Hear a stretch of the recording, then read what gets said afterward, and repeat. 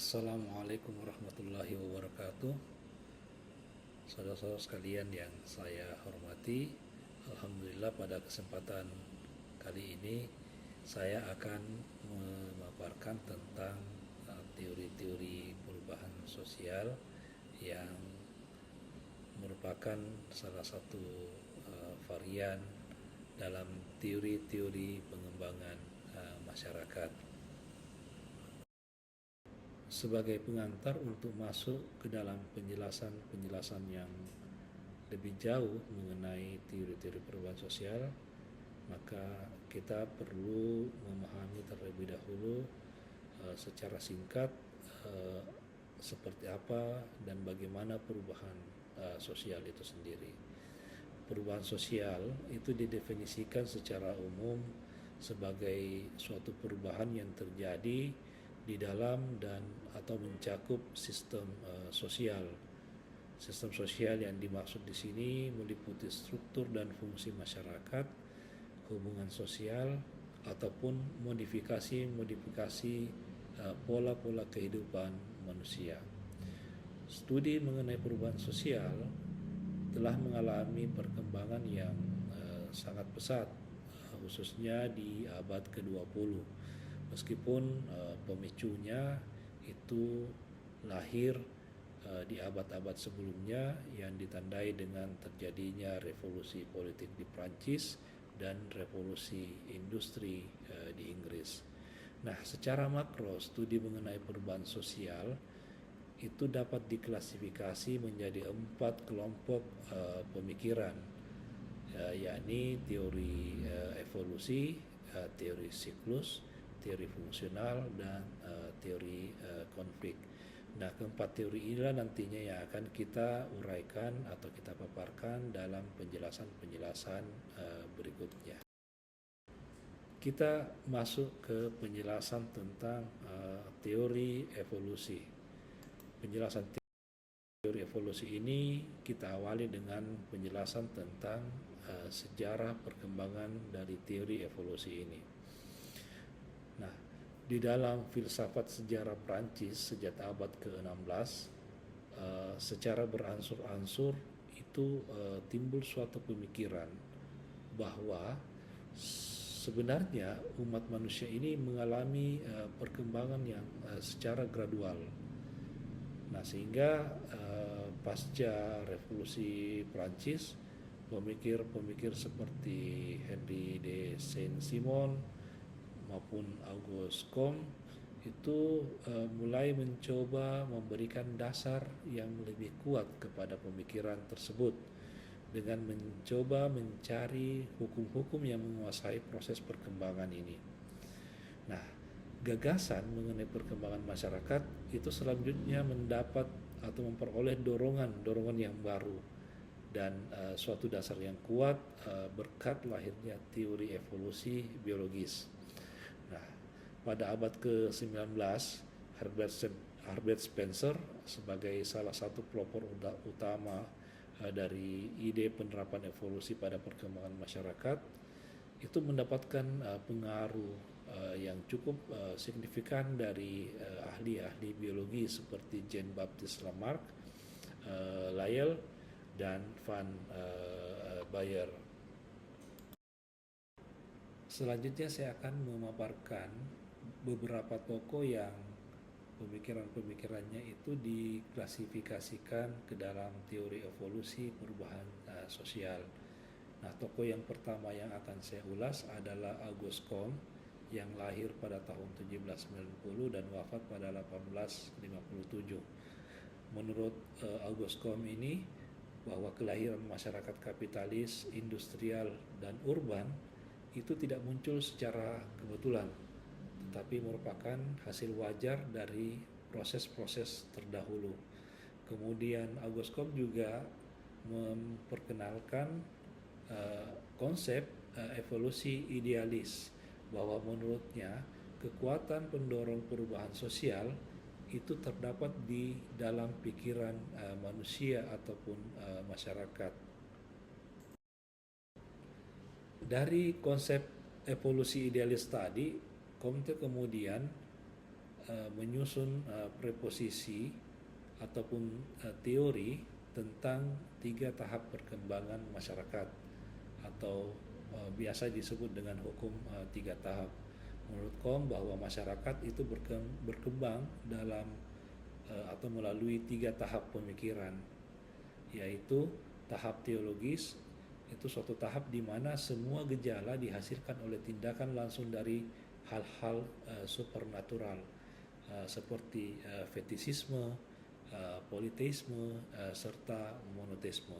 Kemudian tahap yang kedua dalam perkembangan pemikiran masyarakat adalah tahap metafisik, di mana di tahap ini prinsip-prinsip fundamental tentang realitas dipahami dengan nalar yang abstrak, dan gagasan-gagasan tentang kedaulatan, kekuasaan hukum, dan pemerintahan itu mulai muncul dalam kehidupan sosial.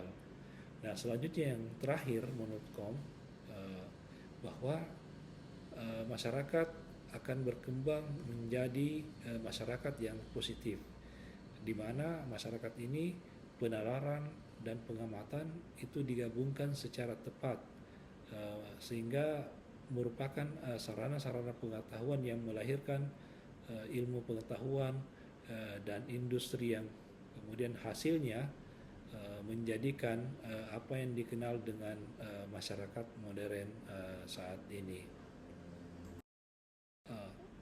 Tokoh yang selanjutnya yang akan kita ulas adalah Herbert Spencer, lahir pada tahun 1820 dan wafat pada tahun 1903.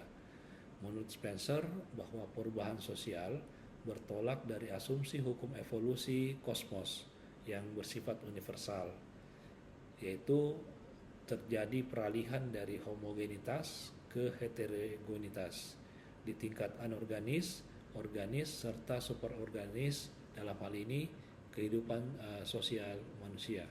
Kemudian menurut Spencer, evolusi berlangsung melalui proses diferensiasi struktural dan fungsional, dari yang sederhana menuju ke yang kompleks, dari tanpa bentuk yang dapat dilihat ke keterkaitan bagian-bagian, kemudian dari keseragaman, homogenitas ke spesialisasi dan heterogenitas, dan dari ketidakstabilan menuju kepada kestabilan.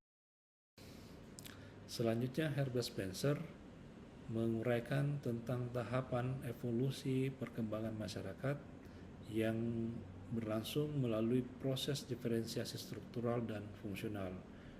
Menurut Spencer, masyarakat akan melalui 4 tahap dalam evolusi sosialnya, yang diawali dengan tahap masyarakat sederhana. Tahap ini dicirikan dengan masyarakat yang terisolir, homogen, kemudian tanpa organisasi politik. Nah, kemudian tahap yang kedua adalah tahap masyarakat yang kompleks. Dalam tahap masyarakat ini sudah terjadi pembagian kerja, pembagian fungsi antar bagian masyarakat sudah mulai muncul, kemudian hierarki organisasi politik sudah menjadi sesuatu hal yang sangat penting di dalam masyarakat tersebut. Selanjutnya adalah tahap masyarakat yang lebih kompleks. Di dalam tahap ini masyarakat sudah memiliki wilayah yang bersama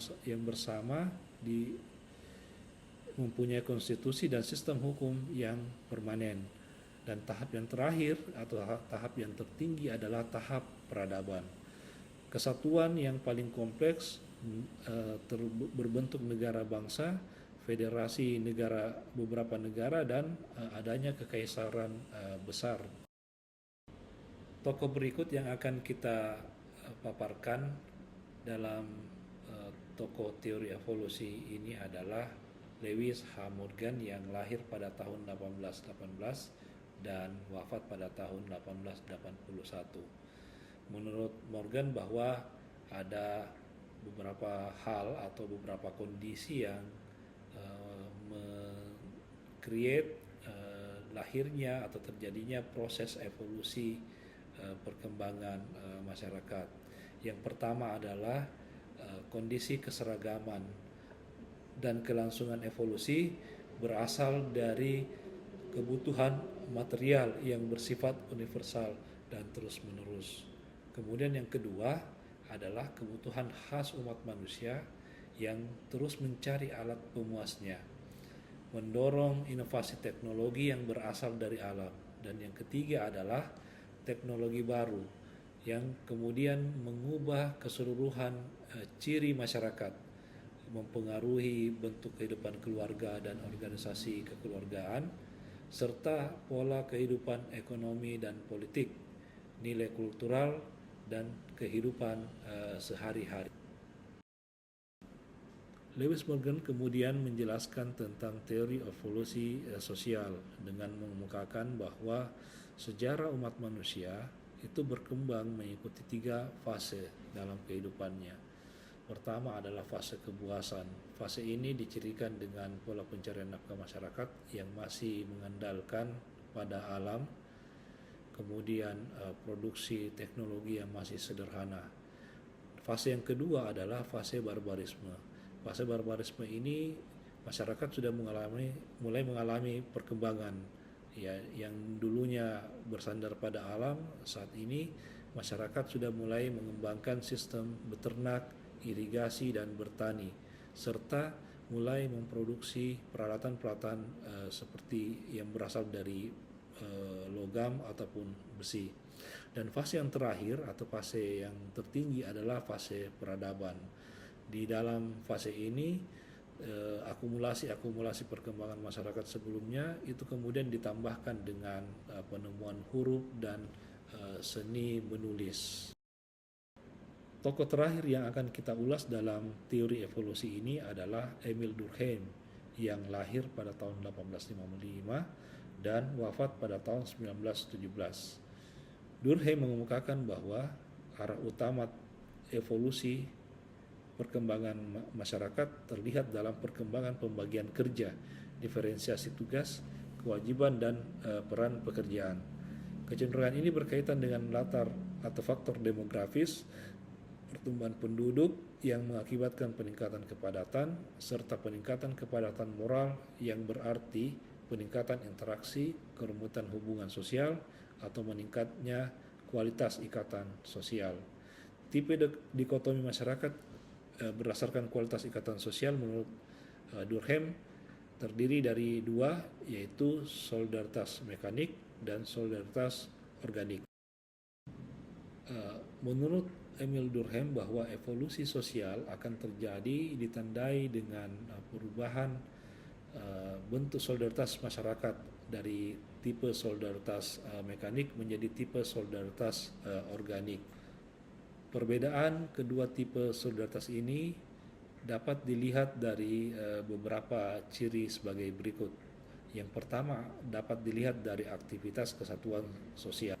Solidaritas mekanik dicirikan dengan masyarakat yang serupa dengan keseragaman masyarakat yang dibangun atas konsensus moral dan agama. Sementara masyarakat dengan tipe solidaritas organik itu adalah masyarakat yang dicirikan dengan diferensiasi sosial yang sangat tinggi, kemudian adanya saling ketergantungan di antara individu ataupun dalam masyarakat, serta kondisi yang saling melengkapi di dalam kehidupan masyarakat.